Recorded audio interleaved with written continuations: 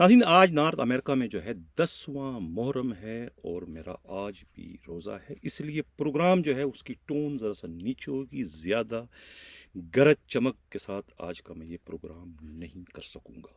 आज के प्रोग्राम के दो हिस्से हैं, दो टॉपिक हैं। एक तो सिंध पुलिस के लिए जो एक तारीख साज फैसला जो है सिंध हाई कोर्ट की जानिब से जारी किया गया है, उस पर बात करेंगे कि उस फैसले को 6 साल बाद जो है वो इस वक्त अनाउंस करने की ज़रूरत या नौबत क्यों पेश आई, इसका बैकग्राउंड क्या है, इसकी अंदरूनी कहानी क्या है, इस पर बात करेंगे। प्रोग्राम के अगले हिस्से में हम सिंध पुलिस के एक ऐसे गैर कानूनी अनऑफिशियल रिकवरी यूनिट के बारे में बात करेंगे जिससे एक साबिक एडिशनल आईजी हेड कर रहे हैं और कराची के 8-10 थानों के पुलिस अफसरान जो है उस यूनिट में शामिल हैं, सहूलतकारी का किरदार अदा कर रहे हैं। 150 ऐसे मुकदमे हैं जिन्हें हथियार के तौर पर जो है बेगुनाहों को फांसने के लिए इस्तेमाल किया जा रहा है।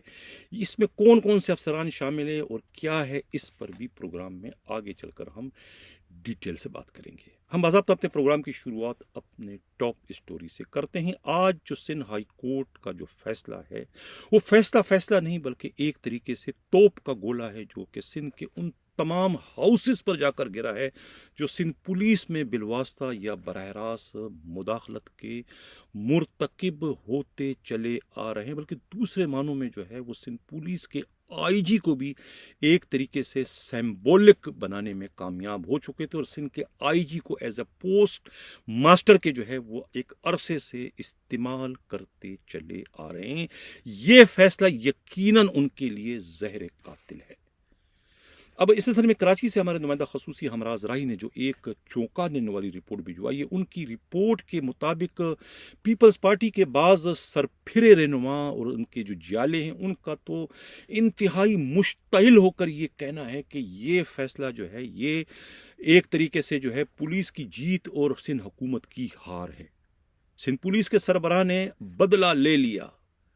सिंध पुलिस के सरबराह ने वही किया जो इनके बारे में कहा जाता है कि बगल में छुरी मुंह में राम राम, यानी कि उन्होंने जो है उस अपनी बेइज्जती का बदला ले लिया कि वजीर आला सईद मुराद अली शाह से, जिस पर मुराद अली शाह ने उनको कहा था कि आप सिंध पुलिस के एक नाकाम तरीन आईजी हैं, आपसे सिंध का इलाका कंट्रोल नहीं हो रहा है, गोट की शिकारपुर कश्मोर सखर ये आउट ऑफ कंट्रोल हो गया, वहाँ पर डाकू राज और आप यहाँ पर बैठकर अमन की बांसुरी बजा रहे हैं, सुकून की बांसुरी बजा रहे हैं। इस किस्म के कलमात जो है वज़ीर आला की जानिब से कहे गए थे और सिंध के आईजी को वो सुनने पड़े थे, जिसके बाद सिंध पुलिस के आईजी का लावा फट पड़ा और उनको भी ये कहना पड़ा कि मैं बेइख्तियार हूँ, मुझे फ्री हैंड दो और उसके बाद मुझसे आप रिजल्ट ले।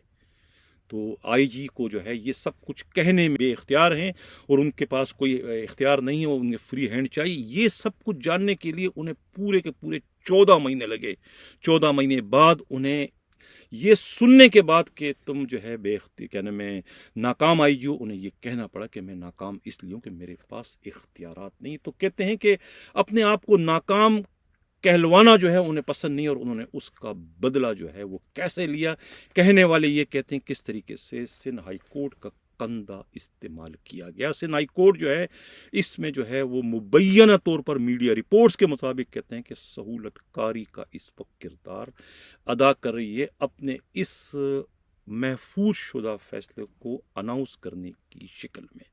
ये कहना है खुद पाकिस्तान पीपल्स पार्टी के बड़े सरफिरे लीडरों का, बड़े जियालों का, जो कि इस फैसले से बहुत ज़्यादा मुश्तइल हैं।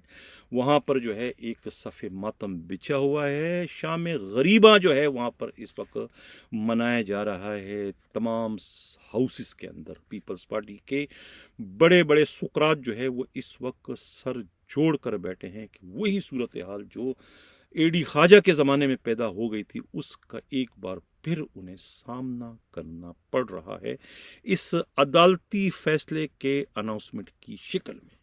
कहा तो ये जाता है कि इस फैसले को न सिर्फ चैलेंज करेंगे बल्कि अभी सिनेट असम्बली जिंदा है, ख़त्म नहीं हुई है। सिनेट असम्बली से वो दोबारा नई कानून साजी करवाएंगे। इस किस्म की गुफ्तगू जो है वो इन हाउसेस में कही गई है, सुनी गई है, हमारे नुमाइंदे तक पहुंचाई गई है कि ऐसा सब कुछ होने जा रहा है। लेकिन इस अदालती फैसले से क्या सिंध पुलिस के आईजी मजबूत हुए हैं या कमजोर हुए हैं? कहा जाता है कि ये एक तरीके से इस फैसले से कोई मौजूदा आईजी को कोई फायदा नहीं होगा, उन्हें नुकसान ही नुकसान, बल्कि उनकी जो अगली मंजिल थी जिसके लिए वो इतने पापड़ बेल रहे थे, इतनी कोशिशें कर रहे थे, इतने अजीज वकीली से मुलाकातें कर रहे थे, दूसरे उनके जो डीजीआई भी हैं फवाद असदुल्ला जो उनके लिए इतनी लॉबिंग कर, तमाम पर इस फैसले ने पानी फेर दिया। अब वो कहीं के भी आईजी बनने के लायक नहीं रहे। उन्होंने एक तरीके से अपना एतमाद जो है वो गंवा दिया। ये कहना है खुद पीपल्स पार्टी के सरफिरे बाज रहनुमाओं का और उनके बाद सरफिरे जोशीले जियालों का, जिनके मुंह से इस वक्त झाग निकल रही है गुस्से से, और गुस्से में लाल पीले हो रहे हैं इस फैसले को पढ़ते हुए, देखते हुए, सुनते हुए कि ये किस किस्म का फैसला बैठे बैठाए मुसीबत उनके गले पड़ गई। ये हाई कोर्ट को क्या हो गया कि इस वक्त उन्हें ये फैसला जो है सुनाना पड़ा। अब ये फैसला जो है 2017 का है, उस वक्त का था जब एडी ख्वाजा आईजी सिंध थे और उनकी थोड़ी सी चपकलिश जो है वो सिंध हुकूमत से चल पड़ी थी। उस वक्त जो है ये किसी ने कंप्लेंट पटिशन कर दी थी सिंध हाई कोर्ट में, और ये उस वक्त फैसला महफूज कर लिया गया था। फैसला अनाउंस क्यों नहीं किया गया, इसको समझाने के लिए मुझे एक वाक़ये को यहाँ पर उसका जिक्र करना पड़ेगा कि मिर्ज़ा गालिब से आप लोग सब वाकिफ़ हैं। मिर्ज़ा गालिब जो है वो एक बार बदकिस्मती से जो है वो किसी वजह से जो है वो मगरिब की नमाज पढ़ने मस्जिद जा रहे थे। एक शराबी, हिंदू शराबी ने उन्हें पकड़ा गिरबान से कि मिर्ज़ा मैं खाना तो यहाँ पर है, आप यहाँ जा रहे हैं, वहाँ तो मस्जिद है। तो मिर्ज़ा ने कहा मुझे मालूम है मस्जिद है, मैं अपनी कबूलियत के लिए मस्जिद का मैंने रुख किया है, मस्जिद जा रहा हूँ। मस्जिद चले गए आगे, वो दूसरे भी शराबियों ने रोकने की कोशिश की लेकिन न रुके, मस्जिद गए। मगरिब का टाइम था, वज़ू खाने में वज़ू अभी कर रहे हैं, आधा वज़ू हो चुका है, अजान हो चुकी है, नमाज खड़ी होने वाली है कि किसी हिंदू बनिए ने उन्हें आवाज़ दी, मिर्ज़ा काम हो गया। ये सुनना था कि मिर्ज़ा साहब जो है वो अपना वज़ू जो है वो अधूरा छोड़कर वहाँ से निकले और चल पड़े। लोगों ने कहा मिर्ज़ा अभी तो नमाज खड़ी नहीं हुई, आप चल पड़े। उन्होंने कहा कि मेरी जिस मकसद के लिए मैं आया था, मेरी दुआ अल्लाह ने कबूल कर दी, जो मैंने मांगना था वो मुझे मिल गया। वो चले मैं खाने की तरफ, यानी शराब के लिए आए थे और वो शराब का बंदोबस्त हो गया, चल पड़े। अब उस वक्त जो है वो फैसला महफूज कर लिया गया था, क्योंकि मुकदमा या पटिशन जिस मकसद के लिए किया गया था वो काम एडी ख्वाजा का हो चुका था, लिहाजा उस फैसले को फिर महफूज करना पड़ा, अनाउंस नहीं किया गया। किसी और अच्छे मौके पर उसको एज हथियार इस्तेमाल करने के लिए महफूज कर दिया गया था, जिससे अब जाकर उसे अनाउंस करना पड़ा। सवाल ये पैदा होता है कि इस वक्त इसकी अनाउंसमेंट की जरूरत या नौबत क्यों पेश आई। बात फैसला इतना पेचीदा नहीं है, इतना इसमें कोई टेक्निकल डिसीजन नहीं था कि इसको करने में जो है पूरे 6 साल लगे। मामला ये है कि उस वक्त सिंध हाई कोर्ट हरकत में क्यों आई थी कि वहां उस वक्त भी एडी ख्वाजा और सिंध हुकूमत में एक फड्डा चल रहा था।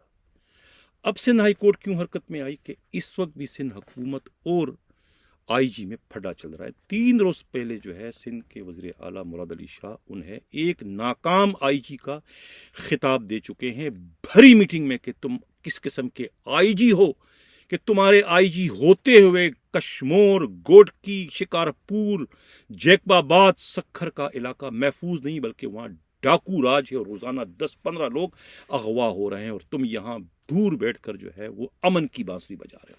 इस किस्म के सख्त तरीन जो है वो जुमले कसे गए हैं काबिल एहतराम आईजी पर, जिसके बाद आईजी ने भी अपनी खामोशी तोड़ दी और उनको ये कहना पड़ा कि मेरे हाथ बंधे हुए हैं, मैं बेख्तियार हूं, मुझे फ्री हैंड दो फिर मुझसे आप रिजल्ट लो।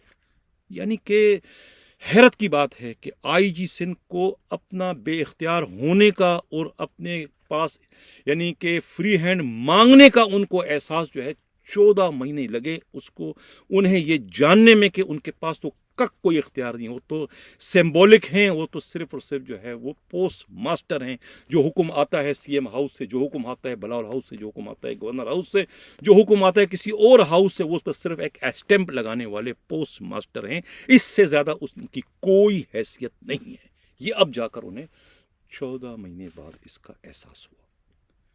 सवाल ये पैदा होता है कि जो कहने वाले कहते हैं, मैं नहीं कह रहा हूं, मैं बड़ी अदालतों का एहतराम करता हूं, चाहे वो सुप्रीम कोर्ट हो, हाई कोर्ट हो, छोटी कोर्ट हो, बड़ी कोर्ट हो, मैं अदालत का बड़ा एहतराम करता हूं। उनकी शान में गुस्ताखी का मैं तसव्वुर भी नहीं कर सकता। ये सब वो जियाले कहते हैं, ये सब वो सरफिरे पीपल्स पार्टी के बड़े रहनुमा कहते हैं कि क्या इज्जत माआब जो है अदलिया इस वक्त पुलिस के लिए सहूलतकारी का किरदार अदा कर रही है।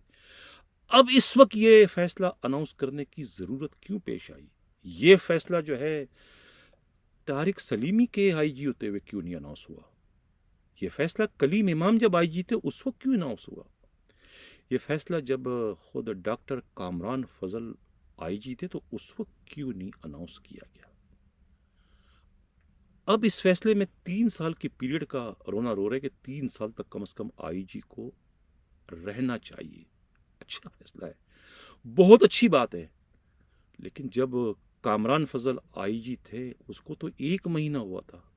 इसी अदालत ने उन्हें क्यों एक ऐसे केस में जिनमें उनका कोई कसूर नहीं था, दुआ जोहरा जो कि शाफेसल कानूनी से अगवा होती है, कराची का वाकया है, कराची का एक अलग इंडिपेंडेंट खुद मुख्तार आईजी है, एक अलग इसका डिस्ट्रिक्ट ईस्ट जोन ईस्ट का एसएसपी है, ईस्ट का डीआईजी है।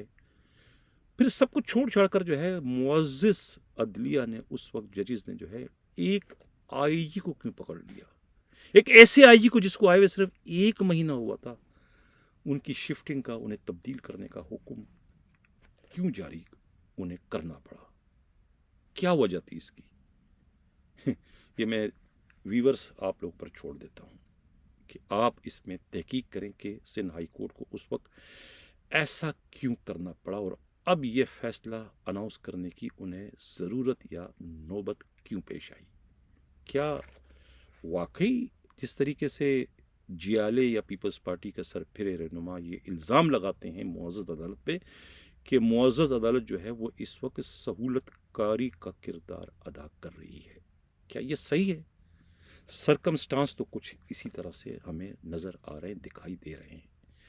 कहते हैं जब आउट ऑफ टर्न प्रमोशन का मामला आता है और जब सिंध हाई कोर्ट उसमें फैसला करने जाती है तो ये जवाब पेश किया जाता है, ये दलील दी जाती है कि चूंकि दूसरे सूबों में आउट ऑफ टर्न प्रमोशन का कोई तस्वर नहीं है तो फिर सिंध में ऐसा क्यों है, सिंध में भी नहीं होना चाहिए। बिल्कुल अच्छी उनकी दलील है।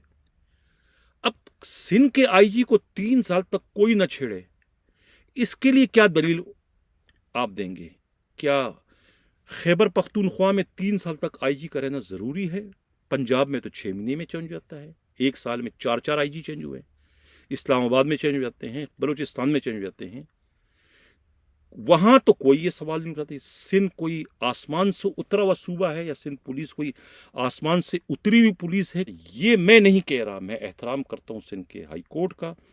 ये सरफिरे जो हैं पाकिस्तान पीपल्स पार्टी के, वो कहते हैं कि सिंध के आईजी ने जो है वो इंतकाम ले लिया है सिंध के वज़ीर आला से, महज उन्हें नाकाम आईजी कहने का, और ख़ुद को जो है एक अदालती हुक्म के आड़ में उसके पीछे उन्होंने छुपाकर सुपरमैन बना दिया और अब सिंध के वज़ीर आला उनका कुछ भी नहीं बिगाड़ सकते। 3 साल तक वो बदस्तूर सिंध पुलिस के आईजी की हैसियत से अपने फ़राइज़ सर अंजाम देते रहेंगे, यानी कि वो रिटायर यहीं से होंगे सिंध के आईजी की हैसियत से। इस आर्डर से तो ऐसा ही कुछ जाहिर होता है। लेकिन इलेक्शन होने जा रहे हैं, जब इलेक्शन में बाकी 4 सूबों के आईजी, 3 सूबों के आईजी तब्दील होंगे तो सिंध के आईजी पर कोई सुरखाब के पर लगे हुए हैं, ये कोई आसमान से उतरे हुए हैं, ये कोई दूध से धुले हुए हैं कि इन्हें तब्दील नहीं किया जाएगा, क्योंकि इनके शान में जो है वो एक अदालती हुक्म नाजिल कर दिया गया है। इसलिए उस अदालती हुक्म के आड़ में जो है इन्हें कोई तब्दील नहीं कर सकेगा, ऐसा नहीं होगा। ये रूल्स ऑफ बिजनेस के खिलाफ है। यहाँ पर रूल्स ऑफ बिजनेस जो है वो उसका एक वजूद है, ये उससे बराह रास्त जो है ये मुतसादिम इस वक्त ये हुक्मनामा हो रहा है। खुदा न खास्ता जो है मैं उन लोगों का तरफदार नहीं हूँ, मैं उनका कोई वकील नहीं हूँ जो पुलिस में मुदाखलत करते हैं और पुलिस को अपनी घर की लोंडी बनाने की कोशिश करते हैं। मैं सिंध पुलिस को इंडिपेंडेंट देखना चाहता हूँ। मैं सिंध पुलिस को 2002 का जो ऑर्डर है उसके मुताबिक काम करते हुए देखने का ख्वाहिशमंद हूँ कि सिंध पुलिस का आईजी बाइख्तियार हो, वो अपनी मर्जी की टीम लाने का मजाज हो कि उन्हें कौन सा डीआईजी चाहिए, उन्हें कौन सा एडिशनल आईजी चाहिए, उन्हें कौन से डिस्ट्रिक्ट एसएसपी चाहिए। पुलिस सर्जन को जब तक उसके सर्जरी के आलात उसके मर्जी के मुताबिक आप नहीं दोगे तो वो एक कामयाब तरीन ऑपरेशन नहीं कर सकता। यही हाल सिंध के आईजी का है। उन्हें अगर उनकी मर्जी की टीम आप नहीं दोगे तो आप उनसे किस किस्म की उम्मीद रखोगे कि वो आपको किस किस्म का रिजल्ट देगी। रिजल्ट यही होगा जो इस वक्त सिंध में आग लगी हुई है। सिंध में डाकू राज है। इस डाकू राज के जिम्मेवार आईजी नहीं है, इस डाकू राज के जिम्मेदार खुद सिंध के वजीर आला है और वो तमाम सियासी शख्सियात हैं जो पुलिस में मुदाखलत करते हैं, अपने मर्जी के निकम्मे तरीन अफसरों को डिस्ट्रिक्ट एसएसपी लगाते हैं जो उनके मुलाजिम बन के वहां पर काम करते हैं, जराइम के अड्डे चलाते हैं और वही मिनिस्टर वही लोग जो है उन डाकुओं की बिलवास्ता या बराह रास्त जो है वो सरपरस्ती करते हैं, उन्हें असला गोला बारूद फराहम करते हैं। यही सब कुछ जो है वो हमें पुलिस की रिपोर्टों से मालूम होता है। तो अगर पुलिस इस तरीके से उनके शिकंजे से निकलने में कामयाब हो जाती है तो इससे ज्यादा अच्छी बात क्या होगी। इसके लिए तो मैं सिंध हाई कोर्ट का तह दिल से शुक्रगुजार हूं। लेकिन जो सवालात थे वो मैंने उठाए हैं अपनी जानिब से नहीं बल्कि पाकिस्तान पीपल्स पार्टी के सरफिरे रहनुमाओं की जानिब से और ख़ुद उनके जोशीले जियालों की जानिब से कि ये जो कुछ है ये गलत है, ये फैसले की अनाउंसमेंट अभी नहीं होनी चाहिए थी, ये उन्होंने इल्ज़ामात लगाए हैं। अब मैं जो पिछले प्रोग्रामों में 6 कहता रहा हूँ, मैं वजाहत भी कर चुका हूँ, लेकिन ख़ुद ये जो आईजी के जो हिमायती हैं उनको मेरे ख्याल है कोई सुकून नहीं पड़ रहा है, उनको कल नहीं पड़ रहा है। उनको मैं वजाहत करूं कि भाई 6 से मुराद जो है वो चालाक है, चालाक है, चालाक है। और मैं क्या कहूं, मैं वो नहीं कहना चाहता जो तुम लोग सुनने के ख्वाहिशमंद हैं। मैं अब बेवकूफ़ कह सकता हूं, मैं वो लफ्ज़ का इस्तेमाल नहीं करूंगा। मैं अपने इस प्रोग्रामों के ज़रिए किसी की दिल आज़ारी का बाइस नहीं बनना चाहता। एक वाक़या और छोटा सा यहाँ पर शेयर करता चलूँ 6 से मुतालिक। हमारे एक दोस्त थे, तस्वीर आप लोग स्क्रीन पर देख रहे हैं, FIA के इंस्पेक्टर थे। वो जब भी मिलते हम जब उसको खाने की दावत देते कहते मैं तो 6 का खाना खा के आ गया हूँ। एक बार कहा, 2 बार कहा, 3 बार। मैं हमेशा ये सोचता रहा कि 6 का खाने से क्या मुराद है। कुछ 6 कोई क्वालिटी का नाम है खाने का, या 6 किसी रेस्टोरेंट का नाम है, कोई ख़ास डरबा है, कोई ख़ास रेस्टोरेंट है जहाँ पर इंस्पेक्टर मौसूफ जाकर खाना खा के आते हैं और उसकी बड़ी तारीफ़ें करते हैं। मैं 6-7 साल तक जो है इस तजब्जुब का शिकार है कि 6 का खाना, 6 का खाना, 6 का खाना है क्या। एक दिन मैंने कहा कि भाई आज मैं आपको खाना खिला के रहूँ, चाहे आपने 6 का खाना खाया हो या ना हो। कहता नहीं आज 6 का खाना मैंने नहीं खाया। मैंने पूछा कि यार ये 6 होता क्या है, ये क्या 6 से क्या मुराद है। कहता यार बड़े भोले आदमी हो, कराची में रहते हो और आपको ये नहीं पता कि 6 क्या। यहाँ तो हर दूसरा आदमी तीसरे को 6 बनाता है। तो मैं कहा मैं फिर भी नहीं समझा। कहते 6 से मतलब ये है कि जो हम वलीमा होता है ना, वलीमे का जो हम खाना खाते हैं उसको मैं 6 का खाना कहता हूँ। अब मुझसे नहीं पूछा कि ये वलीमे में 6 से क्या मुराद है। अब आप खुद अपना जहन अपनी अकल दौड़ाएं, समझे कि 6 से क्या होता है। अब चलते हैं हमारा प्रोग्राम का जो अगला हिस्सा जो बहुत ही इंपॉर्टेंट है वो है पुलिस में जो है एक अनऑफिशियल यूनिट बन गया रिकवरी यूनिट। उसको एक साबिका एडिशनल आईजी इस वक्त हेड कर रहे हैं। पिछले प्रोग्राम में मैंने जो है वो कोई 15 पुलिस अफसरों के नाम बताए थे। आज मैं दोबारा उनके नाम जिक्र करूंगा ताकि आप लोगों को याद हो जाए। इसमें जो सबसे बड़ी बात है, जो बात अब सामने आई है, इसके अंदर 2 अफराद ऐसे हैं, एक नासिर और एक शहाब, अंबर शहाब। ये 2 बंदे हैं जो कि इसके उस एडिशनल आईजी के यूँ समझो कि ये MD के तौर पे काम करते हैं या उनके DG मैनेजर के तौर पे काम करें। ये पूरा का पूरा ये रिकवरी यूनिट चलाते हैं। लोगों के जो है ये झगड़े चल रहे होते हैं, लेन देन के मामले होते हैं कि इस पार्टी ने मेरे 10 करोड़ रुपये खा लिए, इसने 1 करोड़ खा लिए। पैसे कोई किसी को देता नहीं और अदालतों में मामले चले जाते हैं, सालों साल चलते हैं। तो वो उनके मामलात को सोल्व करने के लिए ये एक अनऑफिशियल यूनिट इन्होंने बनाया बनाया है और उन लोगों से रब्ता करते हैं जिनके पैसे किसी और पार्टी की तरफ फंसे होते हैं और उनसे फिर ये एक कंप्लेंट लिखवा लेते हैं। उसका मुकदमा जो है, जो इनकी यूनिट में जो ये 12-15 पुलिस वाले शामिल है, इनके ज़रिए उन थानों में FIR कटवा देते हैं या पुरानी जो FIR होती है उनमें उनके नाम मेंशन करके उन्हें फिर गिरफ्तार करते हैं, उन्हें मारते हैं, पीटते हैं, अदालतों में पेश करते हैं, फिर उनसे जो है ये पैसे मांगते हैं।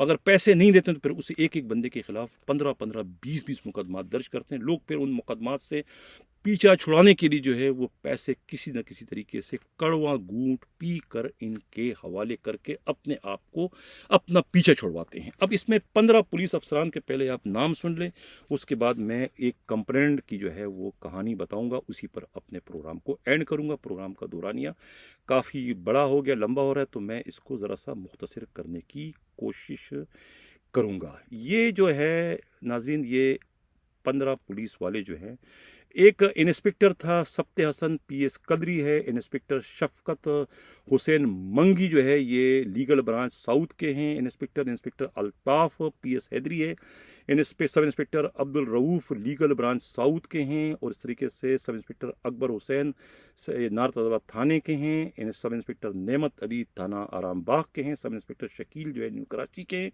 Sub inspector Abid Hussain Jackson के हैं, अब पाकिस्तान बाजार चले गए हैं, इस तरीके से सब इंस्पेक्टर मंजूर हुसैन जो हैदरी के हैं, सब इंस्पेक्टर सैयद अब्बास हुसैन जैदी जो है ये अजीज़ाबाद के हैं, sub inspector Liaquat ASI Liaquat जो है नार्थ अदालत के हैं, ASI ताहिर बट जो है बिलाल कॉलोनी के हैं, ASI फजल करीम जो है ये PS न्यू कराची के हैं, और ASI सनाउल्ला जो है परेडी के हैं, और ASI शाहिद खान जो है ये बिलाल कॉलोनी के हैं। ये तमाम के तमाम का ताल्लुक जो है ये इन्वेस्टिगेशन से हैं। इनको कहा जाता है कि भाई ये बंदा है, इसके खिलाफ FIR कर दो या इसको किसी मुकदमे में कर दो।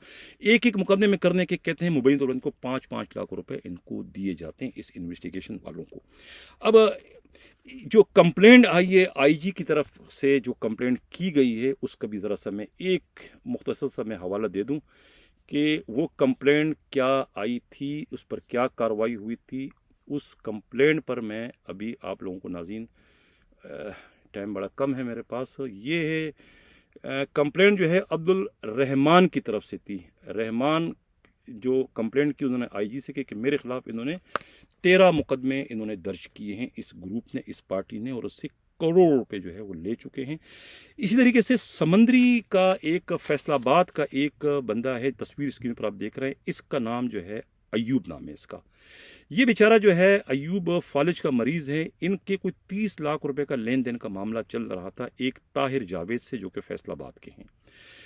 वो मामला कोर्ट में चल रहा है ताहिर जावेद से 30 लाख का। तो वो ताहिर जावेद के ताल्लुकात के निकल आए किससे, नासिर से, वो भी समंदरी के रहने वाले। उसने कहा मैं तुम्हारा मसला हल करा दूंगा, और उसके बाद जो है उन्होंने जो है वो आराम बाग थाने के एक मुकदमे में जो है इस अयूब को मुलविस कर दिया बोगस चेक के केस में।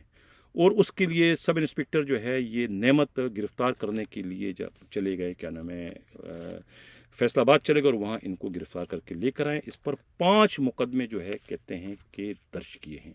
अब इनकी तरफ से जो कंप्लेंट आई है वो कंप्लेंट आपको पढ़ के मैं इसी पर एंड कर दूंगा। कंप्लेंट क्या है इस पर, ये इनकी तरफ से कंप्लेंट जो है वो है जनाब आली के गुजारिश है कि मुसम्मी शहबाज नवाज गुलाम मोहम्मद आबाद फैसलाबाद का रिहायशी हूँ। मोरखा 14 मार्च 2023 को मंगल भोग 10 बजे सुबह अपनी दुकान पर मौजूद था कि मुझे अपने बेनोई अयूब की कॉल आई। अयूब जो कि गिरफ्तार है, मुझे पुलिस पार्टी गिरफ्तार करने आई है। मैं अपने एक दोस्त मियाँ आबिद सलीम के हमरा जब मौके पर पहुंचा तो मालूम हुआ कि पुलिस अयूब भाई को लेकर फैसलाबाद कचेरी गई है। हम कचेरी गए तो हमारी मुलाकात सब इंस्पेक्टर नेमत और उनके साथ आए हुए सादा लिबास में राना नासिर साहब से हुई, जिनका तारुफ पहले तो सब इंस्पेक्टर नेमत ने बतौर ASI करवाया। बाद में राना नासिर ने बताया कि वो वकील है। नेमत और नासिर सब इंस्पेक्टर राना नासिर ने हमसे मुबलग 1 लाख रुपए लिए और कहा कि तुम्हारे भाई का मुकदमा ख़त्म कर देंगे। बाद मैंने बड़ी मुश्किल से रकम का इंतज़ाम करके दिया, लेकिन मेरी मदद नहीं की गई। नेमत साहब ने कहा आप इनसे इस नंबर पर रब्ता करें। उन्होंने एक नंबर दिया 0302911237। ये नंबर जो था राना नासिर का था कि इससे आप राना नासिर से रब्ता करें। बाद अज़ा जो है वो उसके बेनोई को कराची लेकर आते हैं, फिर कोर्ट में पेश करते हैं, उसको जेल में भेज देते हैं।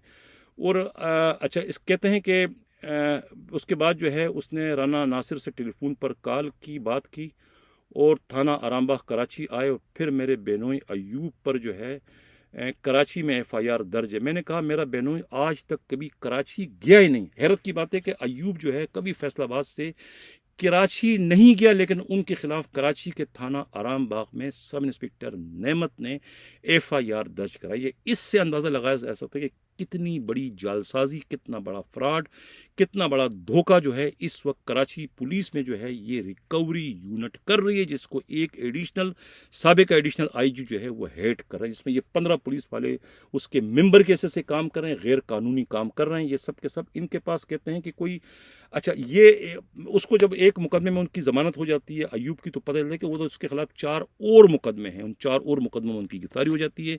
फिर जब कहते हैं कि भाई इसकी जान कैसे छूटेगी, तो वो कहते हैं कि आपको 1.5 करोड़ रुपया देना पड़ेगा, तब जाके इन मुकदमों में उनकी खलासी होगी। कभी कि 1.5 करोड़ तो हमारे पास नहीं है।